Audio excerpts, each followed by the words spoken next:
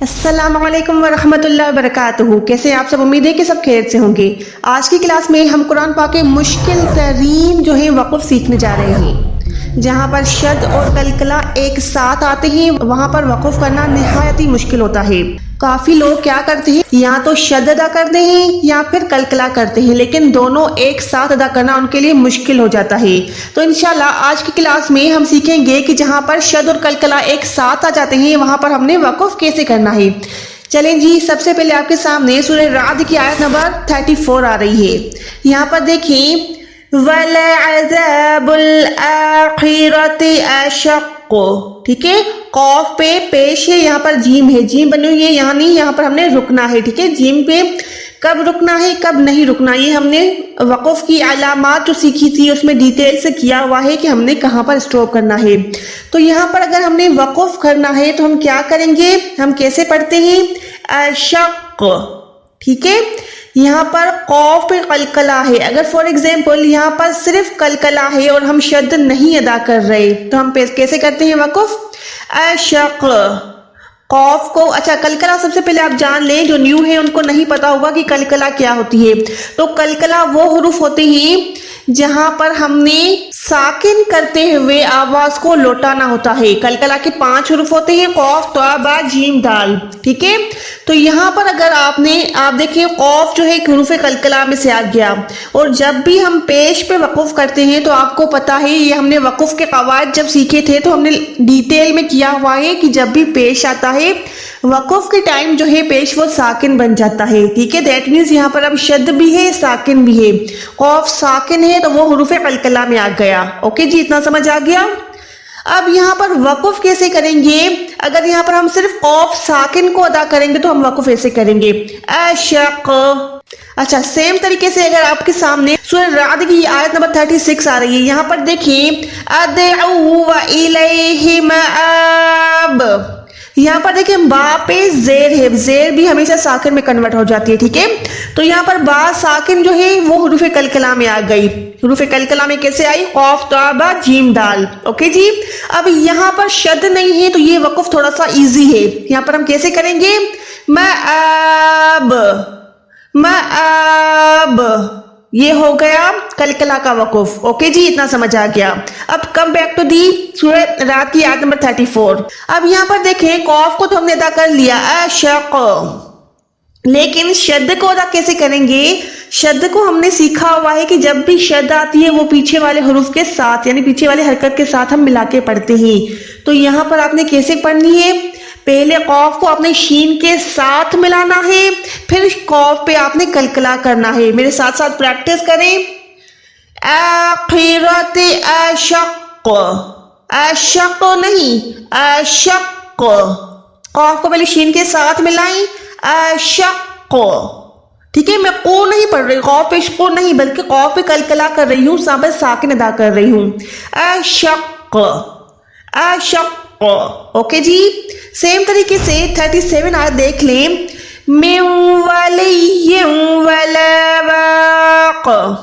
یہاں پر ہم واق، قوف کو پہلے واق کے ساتھ نہیں ملائیں گے، واق ایسے نہیں کریں گے. ٹھیک ہے، ہم نے یہاں پر شد نہیں ہے تو صرف قلقلہ کو ادا کرنا ہے. قوف 2 زیر بھی یہاں پر جب بھی 2 زیر پہ وقف کریں گے وہ بھی ساکن میں کنورٹ ہوتی ہے. اچھا، اگر یہ آپ کو نہیں پتا نا، زبر زیر پیش 2 زیر یہاں پر ہم وقف کرتے ہیں تو ان کو ہم کن نشانیوں میں تبدیل کرتے ہیں، یہ ہم نے وقف کے قواعد میں ڈیٹیل میں کیا ہوا ہے. آپ کے سامنے اوپر لنک بھی شو ہو رہی ہوگی، آپ وہاں پر جا کے وہ کلاس لے آئیں.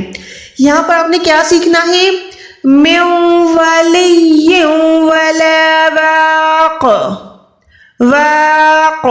اوکے جی، یہاں پر قلقلہ ہو گیا. اچھا، اسی طریقے سے آپ ڈیلی سورہ لہب پڑھتے ہوں گے نماز میں. ٹھیک ہے، تو یہاں پر بھی آپ سیم مسٹیک کرتے ہیں. آپ کیسے پڑھتے ہیں، تبت یدا ابی لہب وتب، وتب.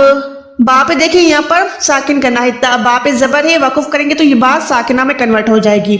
اب یہاں پر آپ کیسے پڑھتے ہیں، لہب وتب، وتب. ٹھیک ہے، لیکن یہاں پر ہم وتب نہیں پڑھ سکتے کیونکہ با پہ شد بھی تو ہے. شد کا کیا پرپس ہوتا ہے، پیچھے والی حرکت سے، حرکت یعنی زبر زیر یا پیش. تو پیچھے والی حرکت سے ملائیں گے. دیٹ مینس با کو پہلے ہم نے تا کے ساتھ ملانا ہے, پھر با پہ ساکن بھی ادا کرنا ہے. اس کا کیا مطلب ہوا کہ یہاں پر ساکن با یعنی 2 دفعہ ساکن کے ساتھ آ گئی. پہلے تا کے ساتھ ملائیں گے, پھر اگین با ساکنہ کو ادا کریں گے کلکلا کے ساتھ. میرے ساتھ ساتھ پریکٹس کریں, انشاءاللہ آپ کی یہی غلطیاں دور ہوتی جائیں گی. ابی لہب و تب, تب اور تب دونوں میں بہت زیادہ فرق ہے. تا کو با کے ساتھ ملائیں, و تب, پھر با کو ساکنہ کر دیں, و تب لہب و تب. اوکے جی, سیم طریقے سے سورہ لہب کی آیت نمبر 3 دیکھیں. یہاں پر کیا ہے, سیصلی نارا ذات لہب. اب یہاں پر اگر آپ نے بولا نا لہب تو وہ بہت بڑی مسٹیک ہو جائے گی, کیونکہ یہاں پر با پہ صرف ساکن دینی ہے, یعنی با کو کلکلا دے کے وقف کرنا ہے. ہم یہاں پر شد نہیں لگا سکتے, یعنی با کو ہم ہا کے ساتھ نہیں ملا سکتے. یہاں پر ہا کو الگ رکھیں, با ساکنہ کو الگ رکھ کے کلکلا ادا کریں. کیسے کریں گے؟ نارو ذات لہب, لہب. اوکے جی, پہلے کیا تھا وَتَب, یہاں پر کیا ہے لہب, لہب. اوکے جی. اچھا, ایک اور مسٹیک ہوتی ہے, بہت بڑی مسٹیک ہوتی ہے, میرے اسٹوڈنٹ بھی کافی دفعہ کر چکی ہیں. وہ کیا ہوتی ہے, آگے اگر ہم ملا لیں لہب وامرأتہ, ٹھیک ہے, اگر نہ بھی ملائیں تو اگر واو کے ساتھ اسٹارٹ کریں تو کیسے کرتی ہیں, وَأَمْرَأَتُ. کافی لوگ ایسے پڑھ لیتے ہیں, واو کے بعد الف کو ادا کر دیں, الف کو میم کے ساتھ مکس کر لیتے ہیں, لیکن یہ بہت بڑی مسٹیک ہے. وَأَمْرَأَتُ نہیں ہے, ٹھیک ہے. یہاں پر واو کو آپ نے ڈائریکٹ میم ساکنہ کے ساتھ ملانا ہے. کیسے پڑھیں گے؟ وَأَمْرَأَتُ. اچھا, یہاں پر ہا الٹا پیش ہے. ہا الٹا پیش پہ اگر آپ وقف کریں گے تو وہ بھی ہا ساکنہ میں کنورٹ ہو جاتا ہے. یہ بھی ہم نے وقف کی قواعد میں ڈیٹیل سے کیا ہوا ہے کہ الٹا پیش بھی ساکنہ میں کنورٹ ہوتا ہے. تو یہاں پر آپ نے کیسے پڑھنا ہے, وَامْرَأَتُ, وَامْرَأَتُ.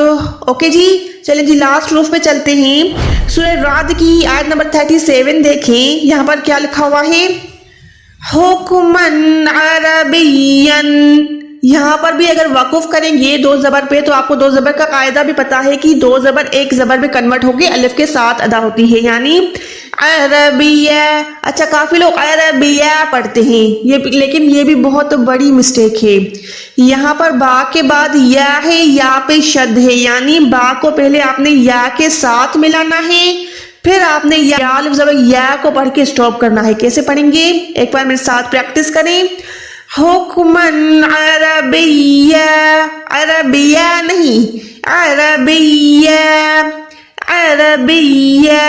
اوکے جی, آئی ہوپ کہ آپ کی کافی کنفیوژن دور ہو گئی ہوگی. اگر ایسا ہی تو ویڈیو کو لائک کر دیں, چینل کو سبسکرائب کر دیں اور بیل آئیکن کو پریس کر دیں, تاکہ جب بھی اس ٹائپ کی ویڈیوز آتی رہیں آپ کے پاس نوٹیفیکیشن آتا رہے. جزاک اللہ خیر.